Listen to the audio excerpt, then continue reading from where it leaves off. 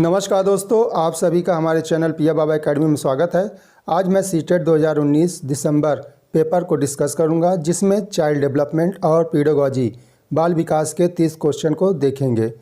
आइए देखते हैं पहला क्वेश्चन। भाषा के अर्जन एवं विकास के लिए सर्वाधिक संवेदनशील अवधि कौन सी है? तो इसका आंसर होगा सेकेंड, प्रारंभिक बाल्य अवस्था। क्वेश्चन नंबर सेकेंड, निम्नलिखित में से कौन सी लॉरेंस कोहलबर्ग के द्वारा प्रस्तावित नैतिक विकास की एक अवस्था है? तो इसका आंसर होगा सेकेंड, सामाजिक अनुबंधन अभिविन्यास।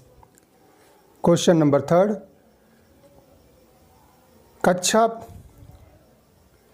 कक्षा में परिचर्चा के दौरान एक शिक्षक प्रायः लड़कियों की तुलना में लड़कों पर अधिक ध्यान देता है, यह किसका उदाहरण है? तो इसका आंसर होगा फर्स्ट, जेंडर पक्षपात का। क्वेश्चन नंबर फोर्थ, बच्चों में जेंडर रूढ़िवादिता एवं जेंडर भूमिका अनुरूपता को कम करने के लिए निम्नलिखित में से कौन सी पद्धति प्रभावशाली है? तो आंसर होगा फर्स्ट, जेंडर पक्षपात के बारे में परिचर्चा। क्वेश्चन नंबर फिफ्थ, निम्नलिखित में से किस वैज्ञानिक ने बच्चों को ज्ञान के सक्रिय जिज्ञासु के रूप में देखते हुए उनके चिंतन पर सामाजिक और सांस्कृतिक विषय वस्तु के प्रभाव को महत्व दिया है? तो इसका आंसर होगा सेकेंड, लेओ वाइगोत्स्की ने। क्वेश्चन नंबर सिक्स, जिंगसा पहेली को करते समय 5 वर्ष की नज़्मा स्वयं से कहती है, नीला टुकड़ा कहाँ है? नहीं, यह वाला नहीं, गाढ़े रंग वाला, जिससे यह जूता पूरा बन जाए। इस प्रकार की वार्ता को वाइगोत्स्की किस तरह संबोधित करते हैं? तो इसका आंसर होगा फर्स्ट, व्यक्तिगत वार्ता। क्वेश्चन नंबर 7, बच्चों को संकेत देना तथा आवश्यकता पड़ने पर सहयोग प्रदान करना निम्नलिखित में से किसका उदाहरण है?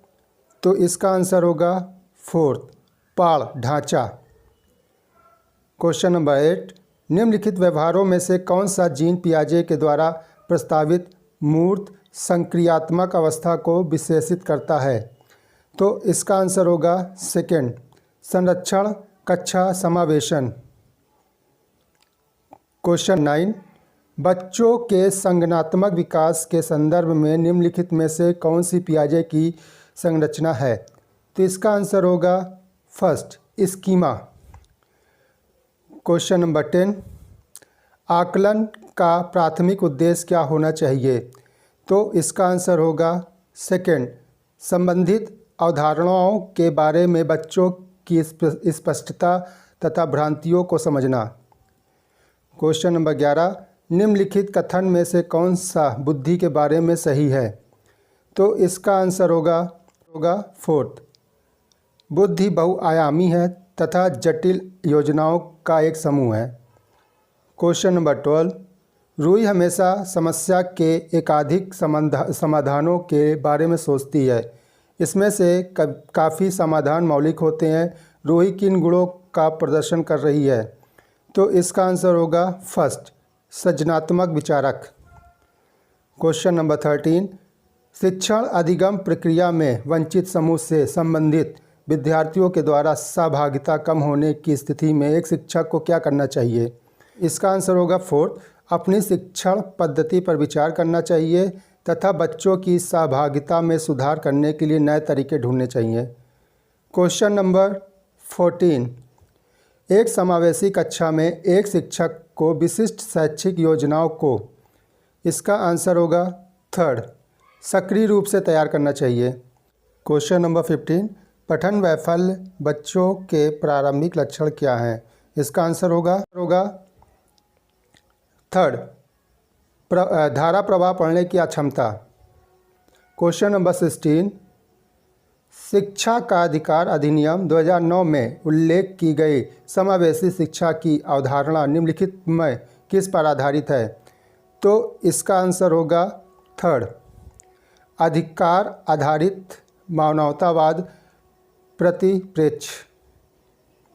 क्वेश्चन नंबर 17, संरचनावादी ढांचे में अधिगम प्रारंभिक रूप से, तो इसका आंसर होगा 4, अवबोधन की प्रक्रिया पर केंद्रित है।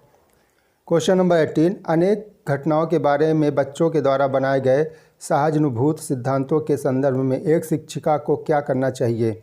इसका आंसर होगा 4, प्रतिकूल प्रमाण और उदाहरणों को प्रस्तुत करके बच्चों के इन सिद्धांतों को चुनौती देनी चाहिए। क्वेश्चन नंबर 19, छात्र केंद्रित शिक्षा शास्त्र की क्या विशेषता है? तो आंसर होगा 2, बच्चों के अनुभव को प्रमुखता देना। क्वेश्चन नंबर 20, संवेग और संज्ञान एक दूसरे से हैं, तो आंसर होगा 3, सन्निहित है। क्वेश्चन नंबर 21, संरचनावादी सिद्धांतों के अनुसार अधिगम के बारे में निम्नलिखित कथनों में से कौन सा सही है? इसका आंसर होगा 4, अधिगम सक्रिय विनियोजन के द्वारा ज्ञान की संरचना की प्रक्रिया है। क्वेश्चन नंबर 22, विद्यार्थियों को स्पष्ट उदाहरण और गैर उदाहरण देने के क्या परिणाम हैं? तो इसका आंसर होगा 1, अवधारणात्मक परिवर्तनों को प्रोत्साहित करने के लिए यह एक प्रभावशाली तरीका है।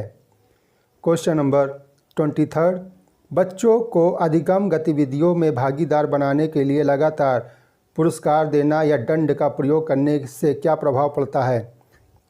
इसका आंसर होगा 4, अधिगम में बच्चों की स्वाभाविक अभिरुचि तथा जिज्ञासा कम होती है। क्वेश्चन नंबर 24, निम्नलिखित में से कौन सी प्रथाएं सार्थक अधिगम को बढ़ावा देती हैं?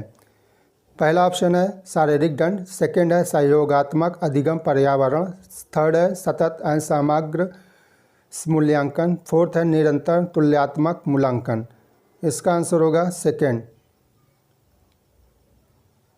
मतलब सहयोगात्मक अधिगम पर्यावरण और सतत एवं समग्र मूल्यांकन। क्वेश्चन नंबर 25, शिक्षक बच्चों की जटिल अवधारणाओं की समझ को किस प्रकार सहज कर सकते हैं? आंसर होगा 4, अन्वेषण एवं परिचर्चा के लिए अवसर उपलब्ध करके। क्वेश्चन नंबर 26, एक प्राथमिक विद्यालय की अध्यापिका बच्चों को एक प्रभावशाली समस्या समाधानकर्ता बनने के लिए किस प्रकार से प्रोत्साहित कर सकती है? तो इसका आंसर होगा 4, बच्चों को सहजानुभूत अनुमान लगाने के लिए प्रोत्साहित करके तथा उसी पर आधारित विचार मंथन करके। क्वेश्चन नंबर 27, निम्नलिखित अवधि में से किसमें शारीरिक वृद्धि और विकास तीव्र गति से घटित होता है?